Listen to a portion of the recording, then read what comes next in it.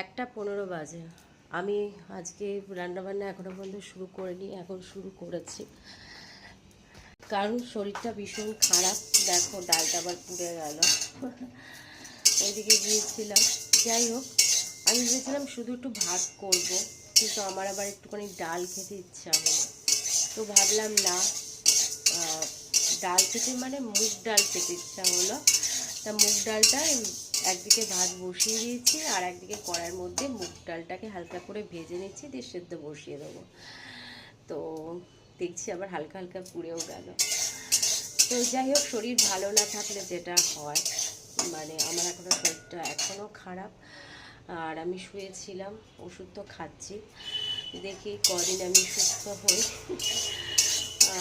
তো চলো কিভাবে ভাত আমার ডালটা হচ্ছে, চলো দেখি।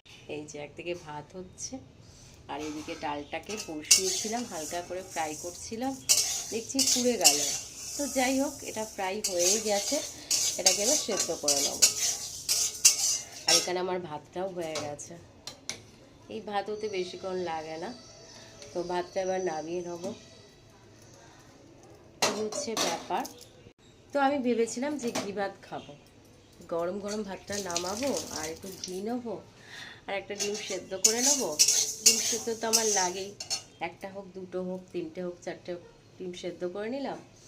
তো ওই দিয়ে আজকে খেয়ে নেবো। তা ভাবলাম না, ডাল খেতে ইচ্ছা হচ্ছে, ডালটা করে ফেলি। তো চলো, আর বকবক করবো না, আর বেশি কথা বলতে গেলে আমার ভীষণ কষ্ট হচ্ছে। গলা তো এখনও পরিষ্কার হয়নি গলাটা। তো ভিডিওটা ভালো লাগলে প্লিজ প্লিজ লাইক করো, কমেন্ট করো, শেয়ার করো, আর সাবস্ক্রাইব করতে বলো না। চলো এখনকার মতন টাটা। আর সকালে ব্রেকফাস্ট সেরকম কিছু করিনি, দুটো বিস্কুট খেয়ে রয়েছি, ভালো লাগছে না কিছু খেতে। তো যাই হোক, তো চলো এখনকার মতন টাটা।